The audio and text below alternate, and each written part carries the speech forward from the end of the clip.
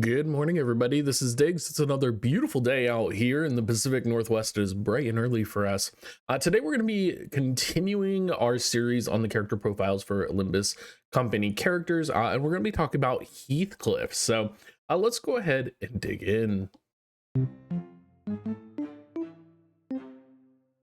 So Heathcliff is a very cool character. Let's go ahead and start, like usual, by talking about his egos. So his primary ego, body sack, is going to cost lust times 2, envy times 2. And I actually really like this ability for a variety of reasons. It is blunt, offense level of 30, skill power 15 with a growth of 0.78, which is very good, and a coin power plus 9. All of these are reasonably good, especially for a base ego. What makes it even better, though, is that you do gain 1 attack power up next turn, which is great on hit, but you also gain 3 haste next turn. Now, the reason haste is going to be important is that Heathcliff, in his 3-star form, is dependent on, at least for a couple of his abilities, hitting that speed 6 threshold. So this is going to help him when he does pop this, potentially hit that speed 6 threshold. You also have a passive when another ally defeats an enemy, self-applied to attack power up, 2 haste, and 4 fragile next turn. Applying the fragile isn't really that big of a deal, especially if you are in like standard battle formation where it's like a 5v5, or you're having him in a situation where he's going to win a clash. He's not really going to get attacked anyway. So this is just going to help him clear further. So I actually really love his ego, and I think it's one of the better egos that you can be using, especially if you are running Bunny Heathcliff here. Telepole Heathcliff is going to be in the paid battle pass, unfortunately. Wrath 3, Lust 2, Envy 3, with a sanity cost of 20. Does come with a skill power 33, growth of 0.79, which is great, offense level 31. What's nice on this is that it is AoE, so you're going to gain charge count by envy resistance. You can spend 5 charge count to gain +3 skill power. If you hit land tails, you're going to gain +5 charge count. His passive, after defeating an enemy, gain charge by envy abilities divided by 2 of that turn. Overall, pretty good. I do like me some AoE abilities. They can be definitely very powerful, but there's something about his initial ego that I really love. And honestly, they're both good. Like, you're gonna have both of these egos set, so you will be using whatever is best depending on the situation for you. But I really like that base ego, and you're probably gonna be popping the base ego before you pop this off. So definitely good to go here. Taking a look at his different identities, he primarily, his 1-star and his 3-star are the better identities, and we do run into a situation where, again, she section 5 tends to struggle in terms of unit identity here. But let's talk about LCB Center Heathcliff. Gonna be primarily focused on blunt abilities here. Very high offensive level and good amount of coins, 2 coins on the 2nd and 3rd ability, which is great. Inflicts 3 tremor. I doubt you're going to be setting him for tremor use because tremor isn't really relevant right now, right? It's one of those things where it's around, you can get it, but it's not the best.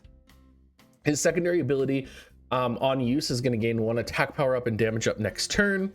On a heads hit for his 3rd ability, he's going to gain the next coin has 2 power. So there's just a lot of things that are going to go really well for him. He has very good flashing capability. His passive, if you do 5 envy, is going to deal plus 10% damage to targets with max HP. His passive support ability, 1 ally with the lowest max HP deals plus 10% blunt damage, could be good in certain situations. Speed range 2 to 5, blunt resistance ineffective for that chapter 3. Overall, he's okay, but compared to his 3-star form, you'll probably want to run his 3-star form, or you may want to run another character altogether. She section 5 Heathcliff, the she section 5s always seem to come with this like red gloomy background, and it's pretty hard to recommend, especially all of their abilities when all of the abilities are essentially enhanced and procced by having less than 25% HP. There are other units. Sorry. There are other units that are effectively crippled even by having less than 50% HP as their activation cost. So seeing less than 25% HP is very scary. Not to mention, two of his abilities only have 1 coin. Third ability has 2 coins. He has good power. And I mean, he would have good power even if you had less than 25% HP. You would even have more power. But is it going to make that difference? Is it going to make him, viable? And really, I think it should be something like, below 75% HP these abilities proc. So mostly useless here. After taking damage from attacks this turn, boost damage. So that's going to be his passive. His support is actually really good. I do like the support where it's one ally with the lowest HP deals and takes plus 20% damage. That's always great. Speed range of 2 to 5, defense of 32 is just, mediocre. Overall, hard skip on this one. And then we come to Rabbit Heathcliff. Now, I know Rabbit Heathcliff is loved by the community. I know people love using him. I know he is a very powerful blitzkrieg type of character. He does have the ammo mechanic. So just as a note, the ammo mechanic is going to be changed in the future. But when I was talking about his third form having speed requirements, he gets coin +1 at 6 plus speed for his second ability, coin power +2 at speed at 6 speed. His base speed is going to be 3 to 7. So factoring in, if you are using his base, right, which is, if we come right over here, the body sack Heathcliff only requires 2 lust to envy, and you have a potential to get 3 haste on the next turn, and potentially 2 haste if your allies are killing a unit. That would be 5 haste total. You can almost guarantee that you are going to hit that 6 speed, or you actually can guarantee, sorry, that you are going to hit that 6 speed, assuming that you do have, I believe it's a heads hit and your ally kills an opponent, which can be pretty easy to guarantee. So I really like that. It's something just to keep in mind.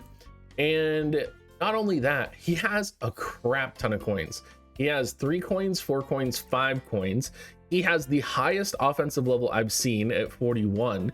He has a growth of 0.86. I mean, he is just going to be a monster. He inflicts bleed with his secondary attacks. He gains charge with his primary attack, which you'll probably maybe avoid using, I would think.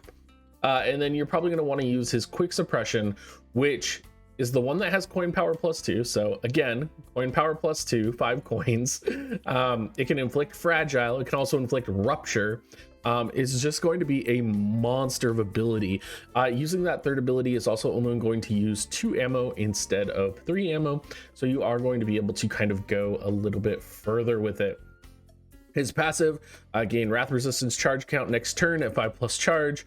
Count, gain 1 haste and attack power up. Again, that's only 3 wrath, so it's another way you can guarantee some haste.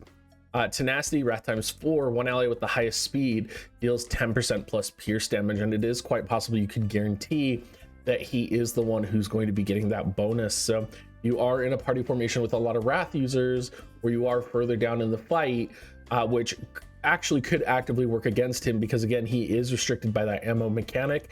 He's really kind of like go in and kill the opponent and be done with things. You want to, plan things out a bit here.